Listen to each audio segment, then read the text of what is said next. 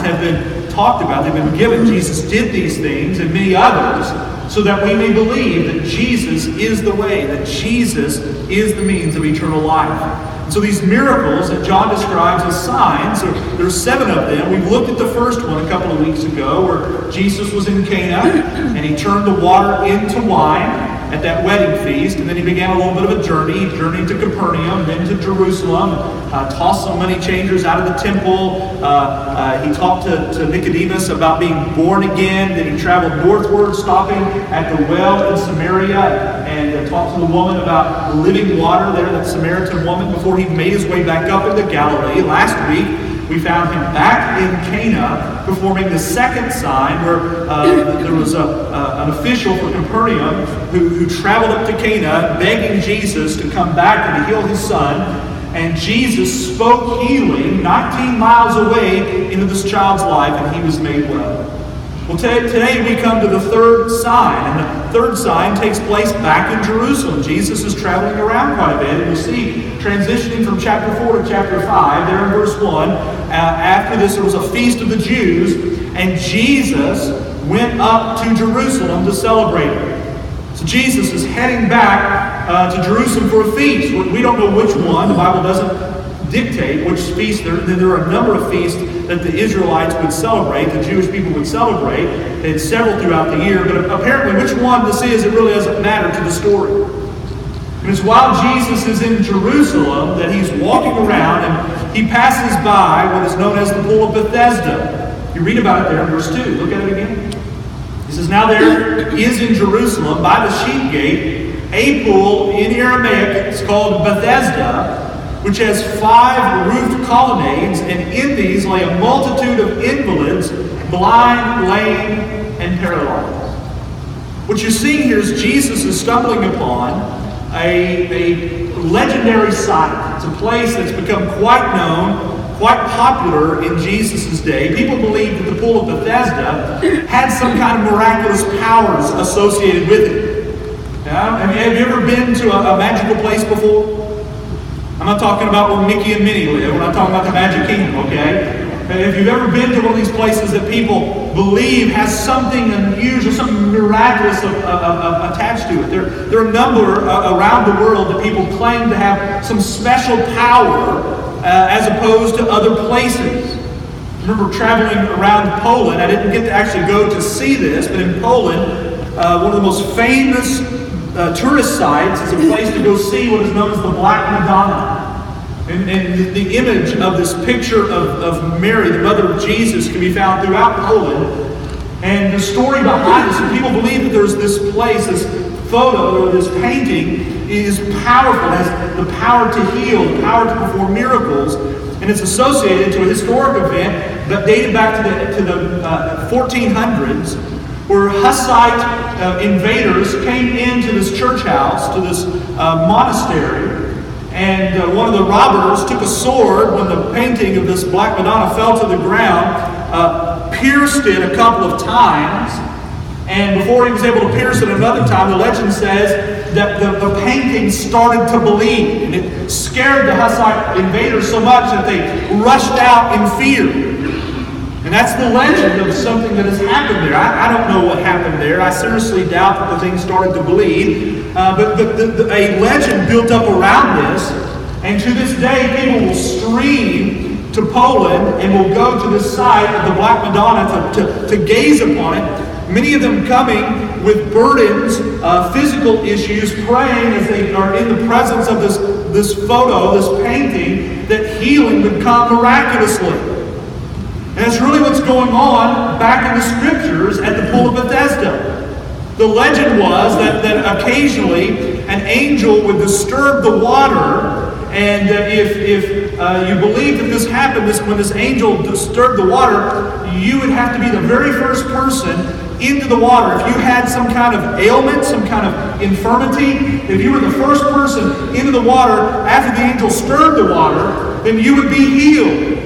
Lots of people believe this. It became legendary very quickly. In fact, you may have noticed, if you were following along in the English Standard Version that I was reading from, that there was a verse that was missing. Did you notice that? It goes from verse 3 to verse 5, and there's a reason why it does not appear in the ESV, which was a modern translation. But if you're in the reading from, say, the King James Version, here's what you miss. Verse 4 reads like this in the King James: "For an angel went down at a certain season into the pool and troubled the water. Whosoever then first, after the troubling of the water, stepped in was made whole of whatsoever disease he had."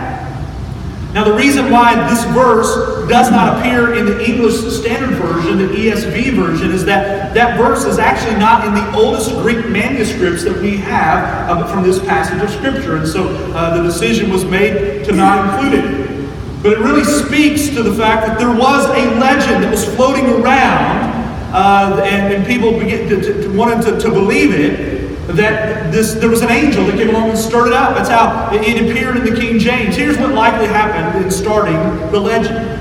The pool was fed by an underground subterranean spring, and occasionally, periodically, the spring itself would send a ripple up through the water. And it's highly likely that someone was near the water when that happened one time. Somebody with a disease, they slipped into the water and claimed that as a result of that they were healed from whatever affliction that was upon them. Concluding that he had been healed, he goes out and starts talking about it. Before you know it, it is passed from person to person. The news begins to spread, and suddenly a legend is born. And other people who have been sick and afflicted and diseased or had some kind of injury wanted the same kind of healing, and so they began to gather by the pool over time. Now I want you to imagine this pitiful scene unfolding. Hundreds and hundreds of people are laying under 5 covered colonnades. And the Bible describes it as a multitude. And to get the healing, you're going to have to be ready. You're waiting. You're desperate for healing, but you got to wait. When that water begins to stir, everybody's starting to fight and to struggle over one another, trying to climb into the water. Again, according to the legend, the first one in is the only person who is going to be healed, and so it is on you. The angel does its work, but you got to do your work in order to experience the healing. John describes this pitiful scene there in verse 3 again. He says, "In these lay a multitude of invalids, blind, lame, and paralyzed." It's not just a few people. Multitude. Hundreds of people are here. Sick people. We can well imagine that because they're there waiting, they're probably brought by every single day. Some may even live there, waiting for the moment for the water to be stirred. You can well imagine with the heat of the Middle East that a stench is rising. They're not able to care for themselves. They can't wash themselves. And you see these dirty, filthy, hopeless people all gathered together, sick people, hundreds of them. And Jesus comes and begins to survey the scene.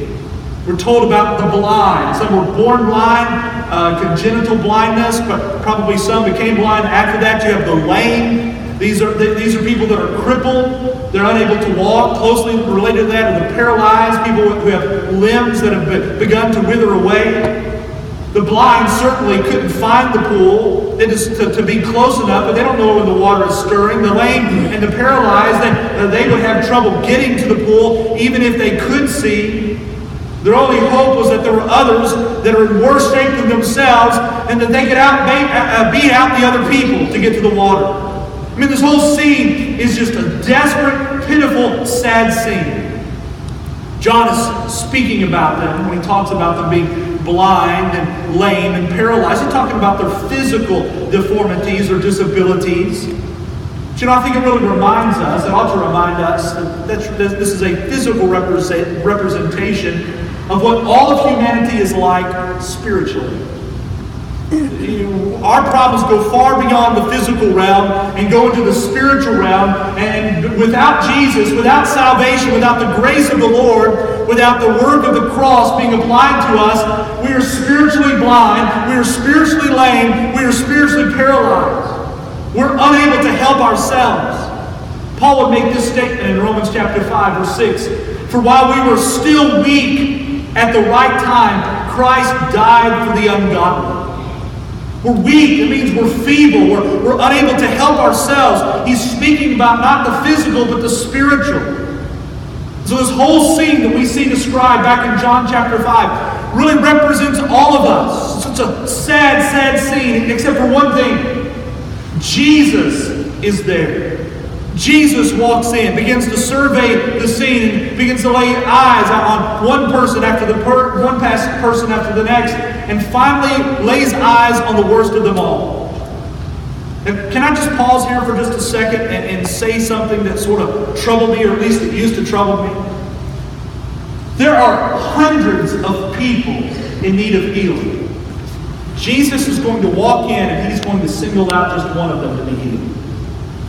He has the power to heal everybody, right? He has the power to speak a word so that everybody receives healing. We're going to see Him dealing with thousands of people next week who are hungry, and Jesus is going to perform a miracle and bless the entire crowd. But on this occasion, where there are hundreds of people in pitiful physical shape, Jesus is only going to heal one.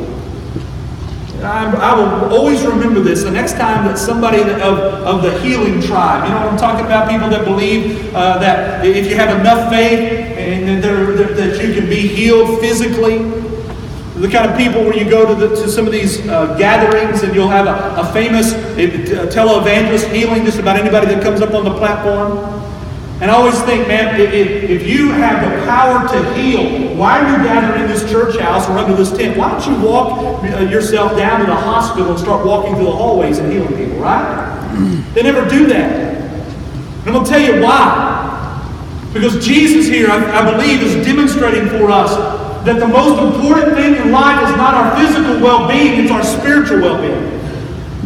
He is not coming to heal everybody so that they have a good life, a nice life here on this earth. No, His healing and the work that He's going to do in this one man's life is not about making people have a better life. It's about them coming to know that Jesus Himself is God. So let's take a look at this one guy that Jesus healed. There in verse 5. It says one man was there who had been an invalid for 38 years. I want you to think about this.